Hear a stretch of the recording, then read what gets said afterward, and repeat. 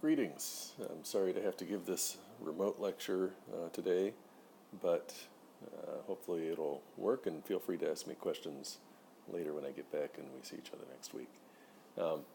Last time we talked about the work that's done on a collection of charges, and we started that by writing down that the differential in work, and I'll get rid of this right here, is given by F dot dl, and that was related to the Lorentz force of QE plus V cross B, and dot V dt.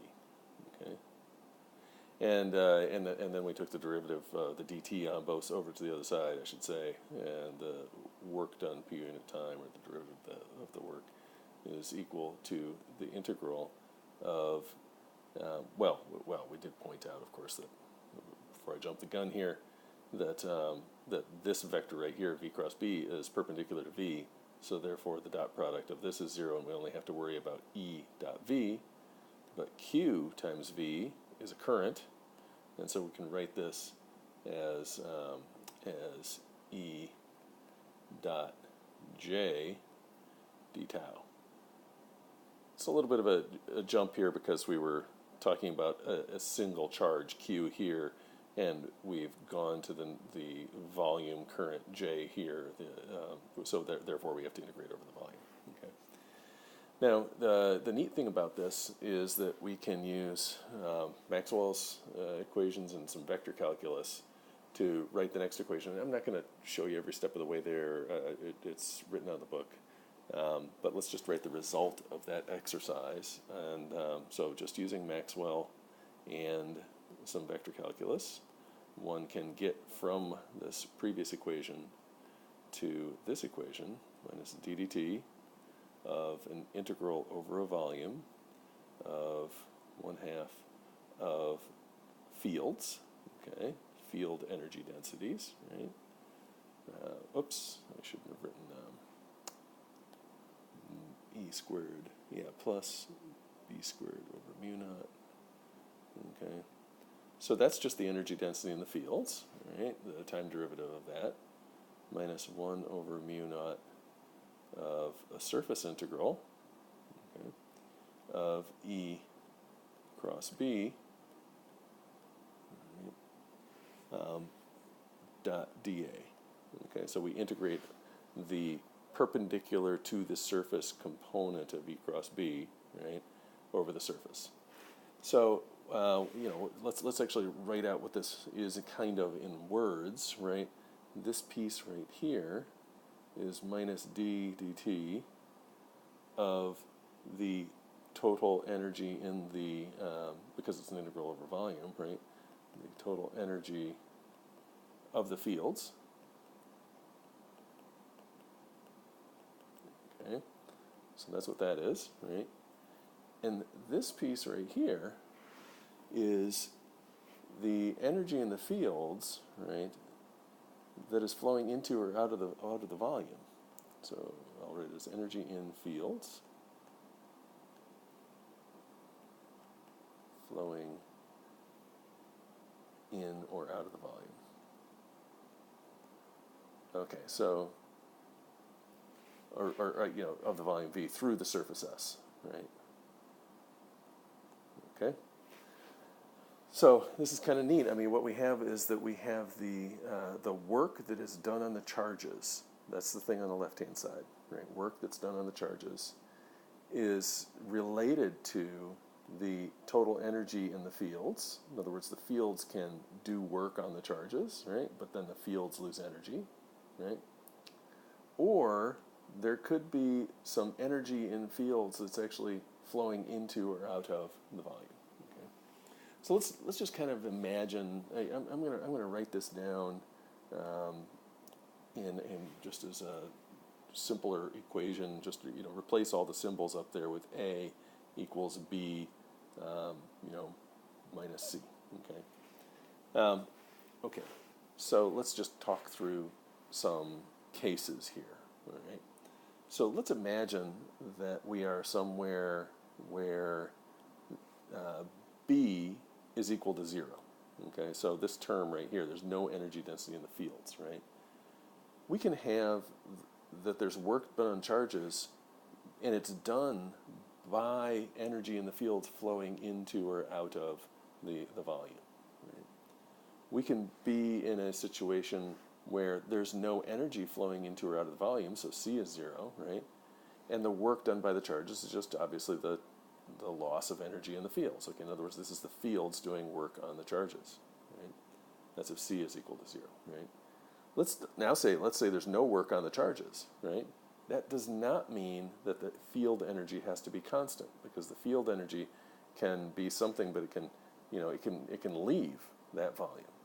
Okay, so we have three things at play that we have to keep track of: the work done on charges to accelerate them or whatever, right? The energy density that's in the fields in that volume, and the possibility that energy leaves the volume in the fields. Okay. Now, this last term right here is so important, and especially so for electromagnetic radiation, that it gets its own name. Okay, the thing that's the integrand, it gets its own name. So what we write is that S, which is called the Poynting vector, is equal to 1 over mu naught E cross B. Okay, so that vector, it's a thing that has a direction. Okay, and it's kind of the direction of energy flow in the fields, right? And so now this whole integral up here, I'll just rewrite it: minus 1 over mu naught integral of the surface E cross B dot dA is rewritten as minus 1 over, I'm sorry, I don't even have to write the mu naught part, because that's built into the S, right? And it's just integral over the surface of the Poynting vector dot the surface normal element. Okay? So we've defined this new thing, which is the Poynting vector, right?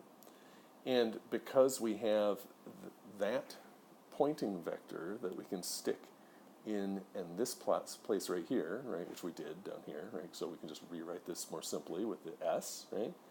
Well, this also should look familiar. This is the energy density in the fields, okay? So we can replace this by an energy density symbol, just little u, right? And what do we get? Okay, what we get is another page, and what we get when we rewrite it using those symbols looks really super simple. Okay, it's just that the work done on the charges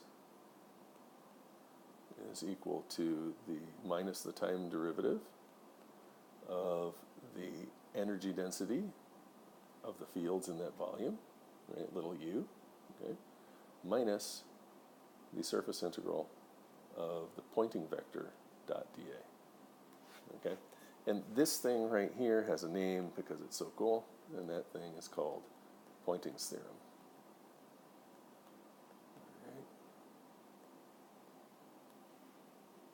Okay, so again, let's look at an important case.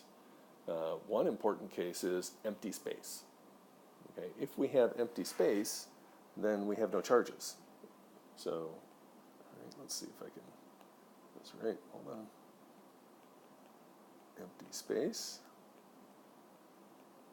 implies no charges, so if there's no charges, you can't do any work on them. I defy you to do work on no charges, right? So that is equal to 0, and if that's true, then the integral of du dt, or d integral u dt over tau, right, is equal to negative of the s, the surface integral of s dot dA, right, or just pulling out the pieces there, du dt, right, is equal to negative of the divergence of S. Okay. This looks a lot like the charge continuity equation, right? But it's kind of a energy and fields continuity equation in empty space where I can't do work on any charges. Okay, so it's not as robust as the charge continuity equation in some sense. Okay.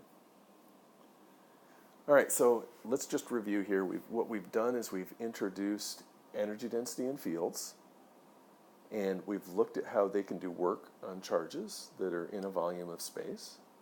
And we've looked at how the energy density in those fields can enter that volume or leave that volume as field energy, right? And so now we've got a natural balance between those three things, and we can deal with those, right? So that said, now let's turn. By the way, all that's really handy if we want to use energy conservation, right? If we have some charges and some fields and we want to deal with energy conservation, obviously that's these are important tools to be able to learn. Okay, so next we're going to turn to talking about momentum in the fields. Okay, all right. So momentum in the fields bears a little looking at. Okay, let's look at an example of a couple of moving charges and look at the forces on them and the momentum on them. Okay, so this is an example that's actually in the book on page 361. So we can. I just want to talk through it in a little bit of detail. Okay, so what we do is we draw some Cartesian coordinate system. Okay, where this is x, this is y, and this is z. Okay, and I'm going to put two particles in here. Right, I'm going to start with charge q1, which is sitting on the x-axis, and it is moving towards the origin with some velocity v1. Okay? And I'm going to have another charge, q2, which is up here on the z-axis, and it's also moving towards the origin in direction minus z with velocity v2. Okay? So let's look at the forces on each particle, due to the other particle. Okay, so the electric forces are really simple, right? Let's say that these are both the same size charge. For simplicity, we'll just take them as being positive charges, right? The electric forces are, of course, along the line that joins them, right? And they are equal and opposite in direction. Okay, so those are pretty straightforward, and they balance, right? But let's look at the force, say, on charge 2 here due to the magnetic field that is created by the motion, the current of charge 1. Okay, so using the right-hand rule, I can look at this and I can see which way the field is going here.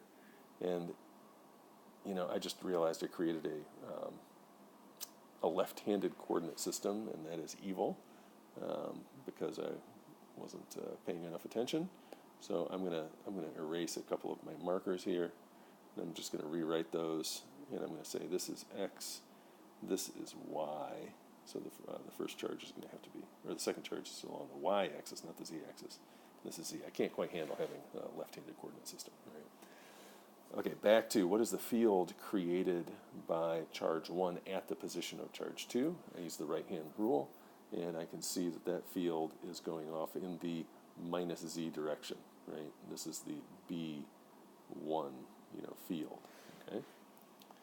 All right, so if that's the field, the motion of the charge, the v downwards, right, negative y direction, again, I can use the right-hand rule, and hopefully you can follow along with this.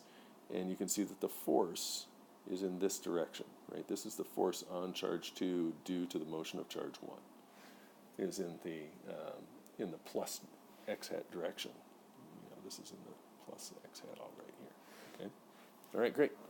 Now let's calculate the force on charge 1 due to the magnetic field created by charge 2.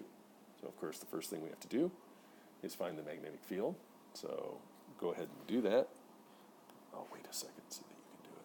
Right, what's the magnetic field there? Use your right-hand rule. And what you get is Oops, I did it in the wrong color. Okay, there is the magnetic field. That's the B, is in the plus Z direction, right? Right now, we use the right-hand rule to figure out what the direction of the force on charge 1 is due to the field produced by charge 2. And again, we use the right-hand rule, V cross B, and the force is in the plus Y direction. So F charge 1 due to the field created by charge 2 is in the plus Y hat direction. Okay, great, we worked through all that. But an amazing thing happened, right? The amazing thing that happened is that those two magnetic forces are in opposite directions, right? Or not opposite directions. They're not in opposite directions. Excuse me, I said exactly the wrong thing. Let's say it again. Those two magnetic forces are not in opposite directions. That is that somehow charge 1 and 2 are pushing in each other, but there's not an equal and opposite force. What does that mean? That means that momentum is not conserved. Okay? So we have broken momentum conservation in this picture of electrodynamics, right? Now we will of course come back and we will save momentum conservation by finding the momentum in the fields and finding that if you account for momentum conservation, for momentum in the fields as well as in the charges, then you get momentum conservation, okay?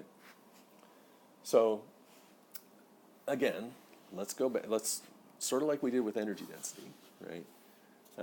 We're going to look at the force on charged particles due to fields, okay? So let's go through that exercise, all right? Okay, so let's write it down. What changes the momentum of a particle is a force, right? A force is equal to dp dt. So good. I've broken momentum conservation, but now we're actually going to write down things related to it. And we've got this F equals dp dt. Good. I can calculate F using the Lorentz force, right? Again, and it's QE plus V cross B, right? And so, therefore, I can go and I can say, okay, let's talk about a force density now, okay? Where instead of big F, we're going to have a force density. In other words, on a volume of charges, right? Where we will write this as rho E. Okay, this has different dimensions than force. It's force per unit volume. Okay, just like this is charge per unit volume in rho. And again, the QV becomes current density cross B. Okay. Again, so we've introduced this idea of a force density related to the fields and the current. Now, I'm not going to write down every step of the way here leading into what is equation 8.16 in the book, but I am going to quote the result, okay, and talk about the very complicated vector object that we introduced to deal with this, right? The result of a bunch of Maxwell's equations in vector calculus is that you can rewrite this force density as, and I'm just going to write out this whole thing, which will take a while. You don't have to write this, okay? You can just look at the book, or you could write it if you like it. It's got a bunch of funky symbols here. All right, so there's that. Right, having the E fields. So that, look at that. That's just a property of the E field. So it's kind of the first term there, right? Plus something that has to do with just the B fields that looks a lot like it.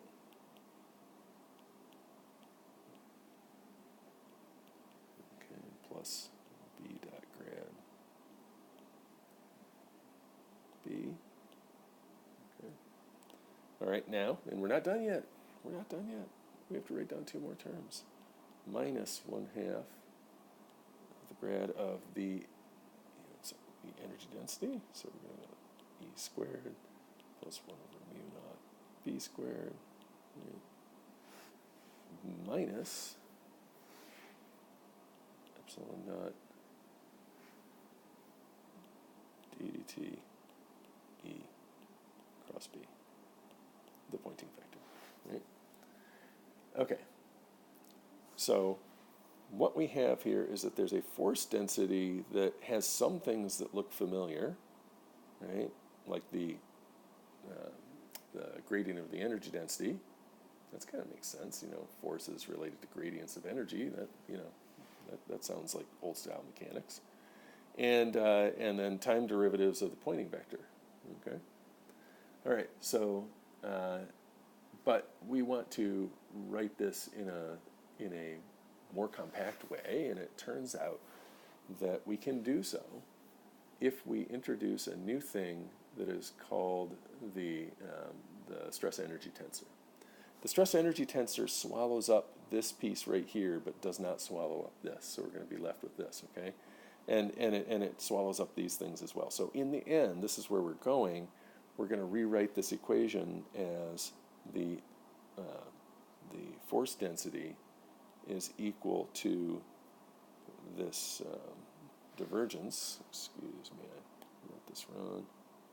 Okay, of this new thing that is a tensor, so we'll use a funny double arrow symbol for it because it's got an extra dimension compared to a vector, minus epsilon naught mu naught, and then ds dt, which is this last term right here. Okay, but everything else, the first three terms, get swallowed up into this divergence of this stress energy tensor. Okay, now what is the stress energy tensor? So we need to write that down. Okay.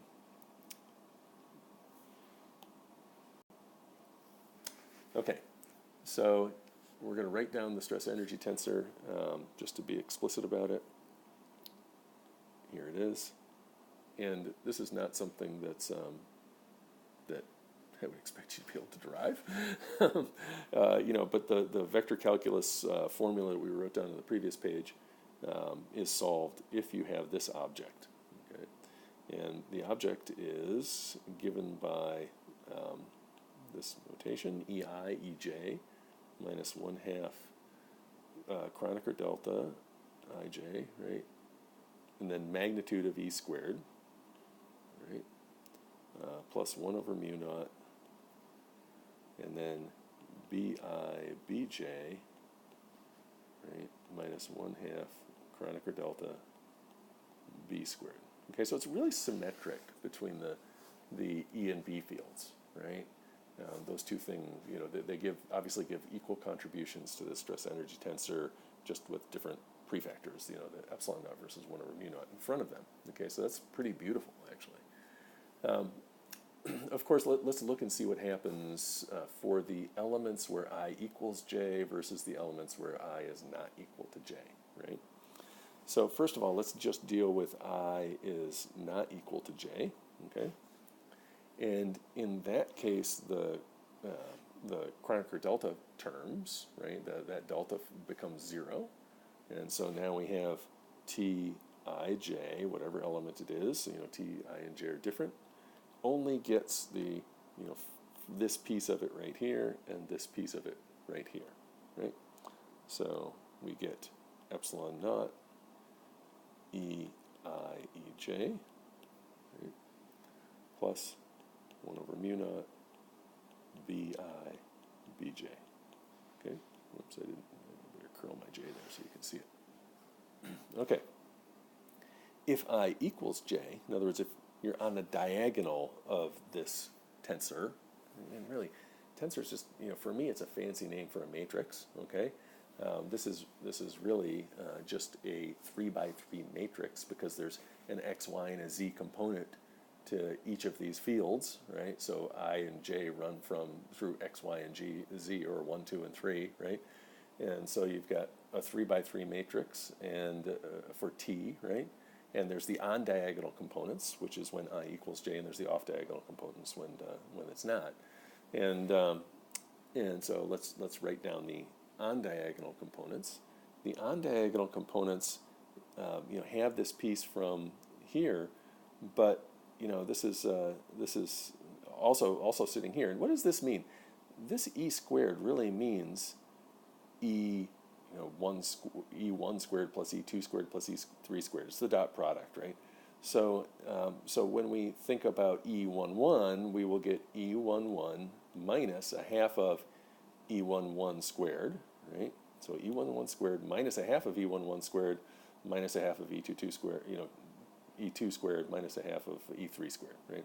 So in the end, we will get t II, right, is equal to epsilon naught over 2 of ei squared minus ej squared minus ek squared.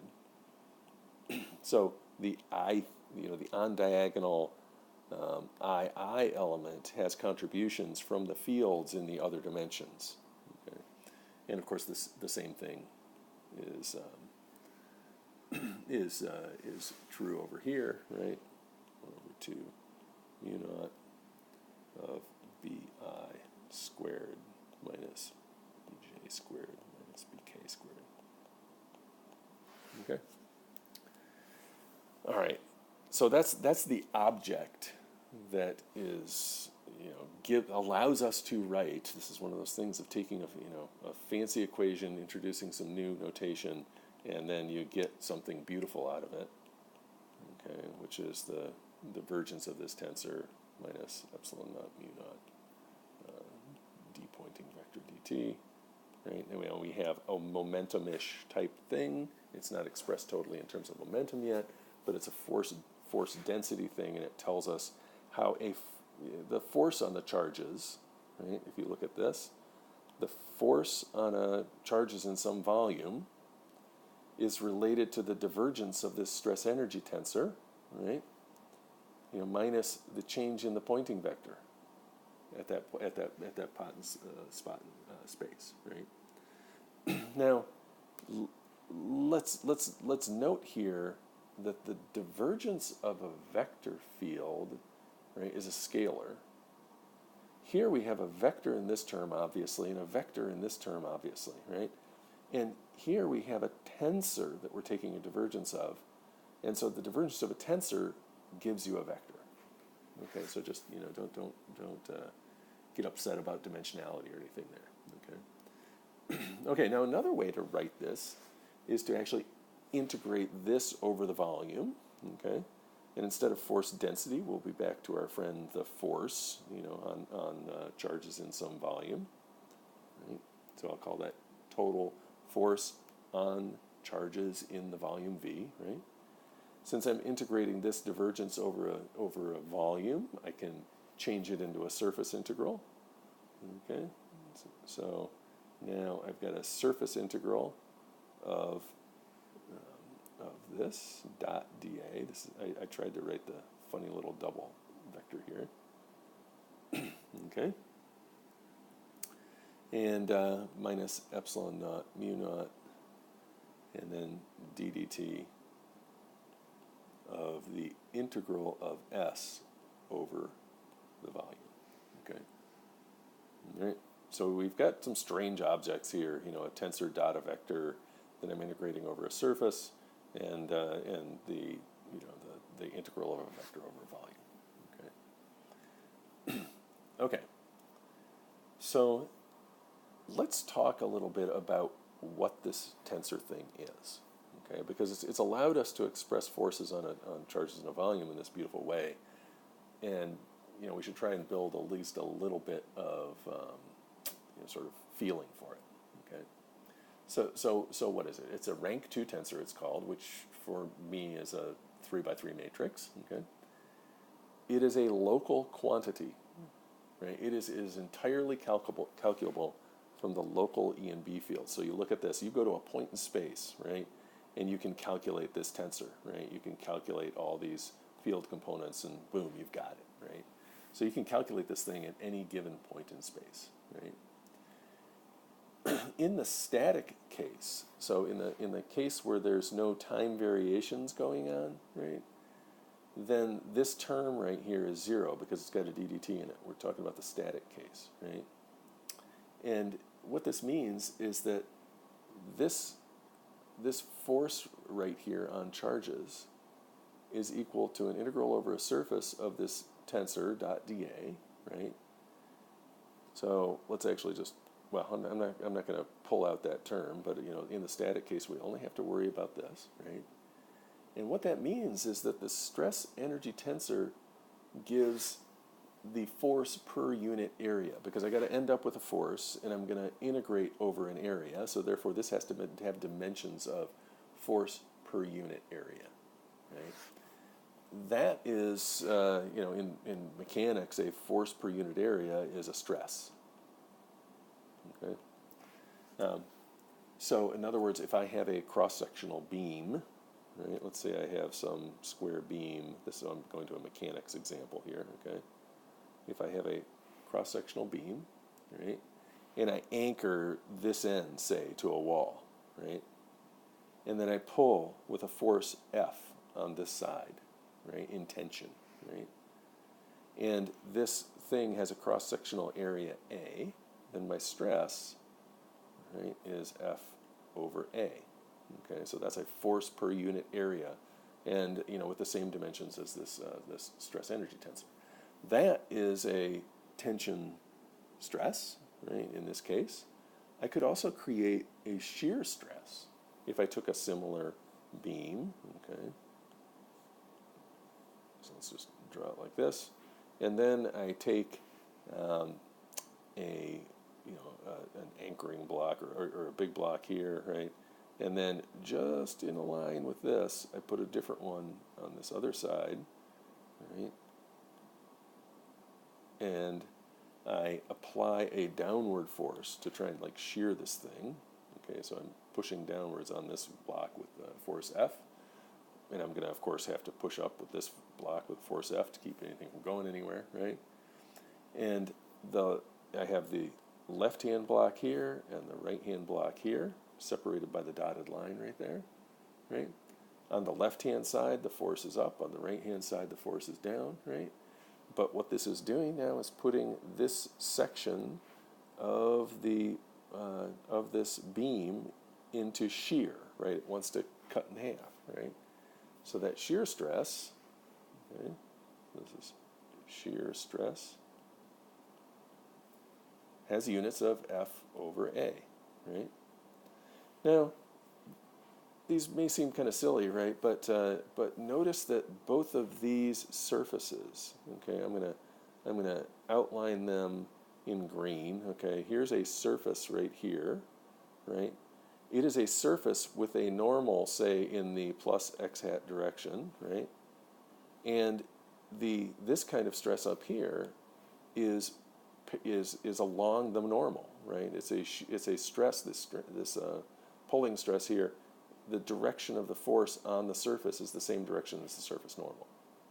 So I'd say that's a force in the x direction for the surface that's oriented in the x direction, right? Again, the surface right here is oriented in what I would call the x direction. It's normal, I could express this way, right? But this force here, it has a different direction, right? This is in the, call that the z direction, right? F sub z or something. And so it is not parallel, it's in perpendicular. So there's a force in the z direction on a surface in the x direction, whose normal is in the x direction. Or I could have pushed the other way, right? I could have arranged these blocks to put it in the y direction instead of the z direction. So when I talk about stress, it starts getting complicated in the sense that I have a surface with a certain, a normal, surface normal direction, and I can have forces on that surface that are along the normal or perpendicular to it in two different directions.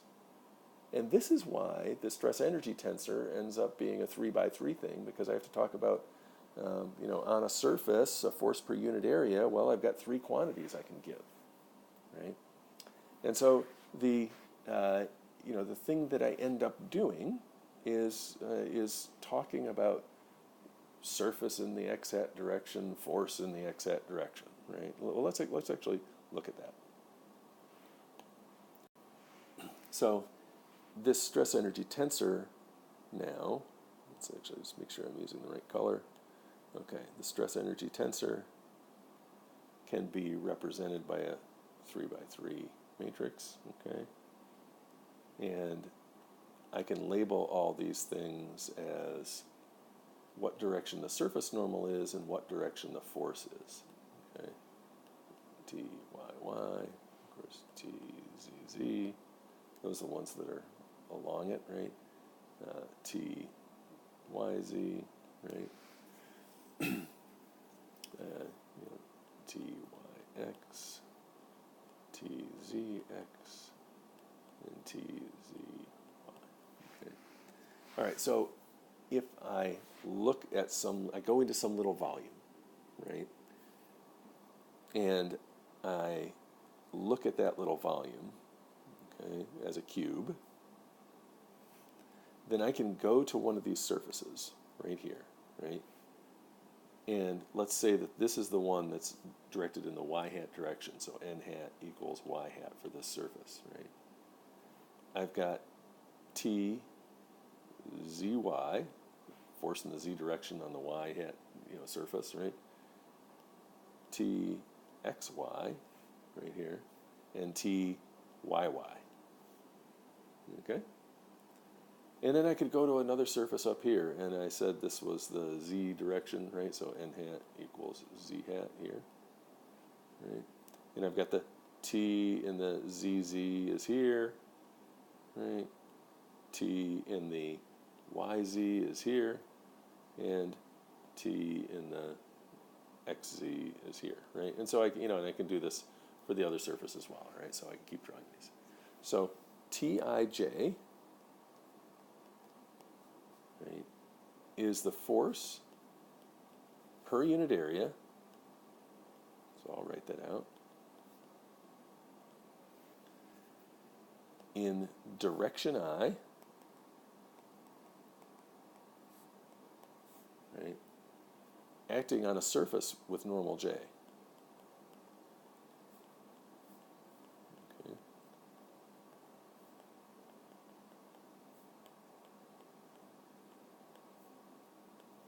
Okay. And looking again back at this volume element right here. Okay, so this was the three elements of this tensor here, right? I can go over, back on the back side, over here, for instance, and I can ask, well, here's another, surface normal, right?